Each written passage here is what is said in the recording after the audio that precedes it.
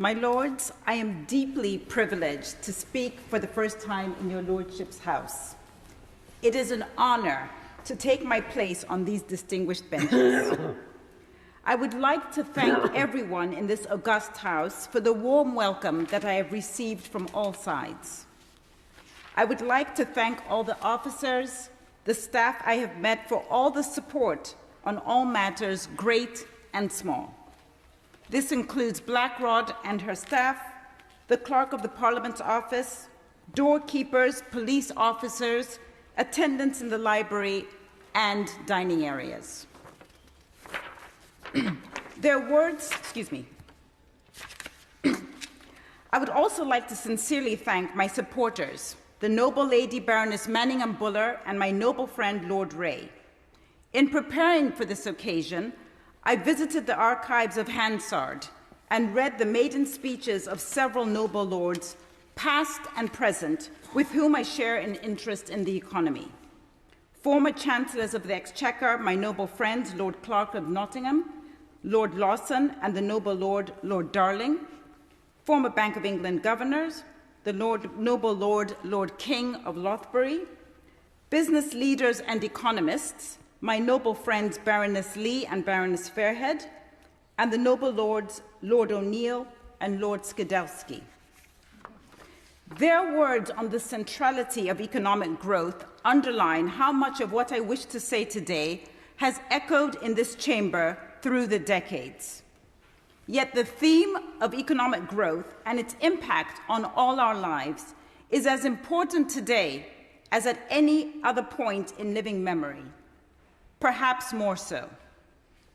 I have been fortunate in my career to have worked through the vagaries of the world economy, including the challenges of the global financial crisis, Brexit, and navigating the COVID pandemic. The perspective that I bring to this House is born of both public and private sector experiences over the last 30 years. In public policy at the World Bank, and as a non-executive director in His Majesty's Department of Business and Trade.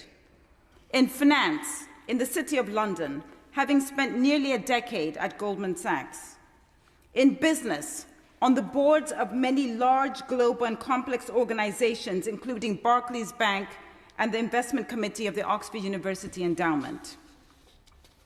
In my career as an economist, I have long believed that the ability to create and sustain economic growth is the defining challenge of our time. Not growth for growth's sake, say an economy increasing growth from 3% to 5% merely for the sake of record-keeping, but rather because economic growth is a prerequisite for vitally important public goods such as the quality of education, reliable health care, clean environment, and a dependable infrastructure. Economic growth is also a precursor for innovation, improving how we communicate, travel, produce food at scale, and solve seemingly intractable challenges like the energy transition.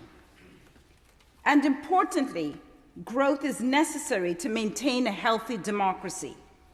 Growth ensures a wider share of prosperity and supports a stable, plural society.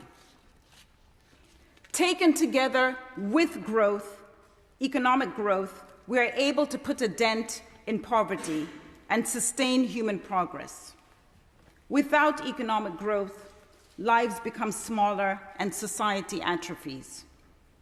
My Lords, such is the mandate of your Lordship's House that we must and do scrutinize the legislation of the land. Beyond this, however, it seems to me that the ultimate measure of how well we do our duty rests on how well we incorporate long-term growth consequences into the judgments that we make here in our work. And in particular, in debates such as today's on the government spring budget, we are minded to consider the costs and consequences of our decisions on society's long-term growth trajectory. According to the OBR, growth projections for the UK peak at 2.5% before falling back below 2% over the next 5 years. Yet theory tells us that an economy needs to grow by at least 3% per year in order to double per capita incomes in a generation, which is about 25 years. And in so doing, make meaningful progress in living standards. From my reading of the budget, we can see the beginnings of a credible growth plan, although it seems a concern that corporation tax in 2023 and 2024 has been reaffirmed to rise from 19 to 25%. And surely there is more work to do to unburden companies from excessive regulation. After all, there is no credible path to strong, sustainable economic growth if the economy is subjected to both high tax and high regulation. My Lords, this House has an important role in reinvigorating the British economy and, relatedly, Britain's standing in the world. Jump-starting economic growth must mean multi-decade commitments and investments today in key areas such as technology, environment, and the energy transition. To accomplish this, we need both public and private investment.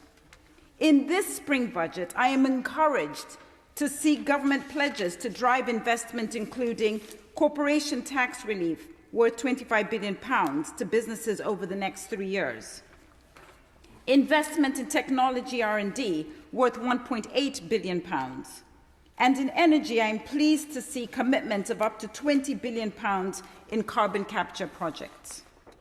Notably, I share the belief that investment in nuclear energy must be part of a green taxonomy, and it is crucial to Britain's energy security.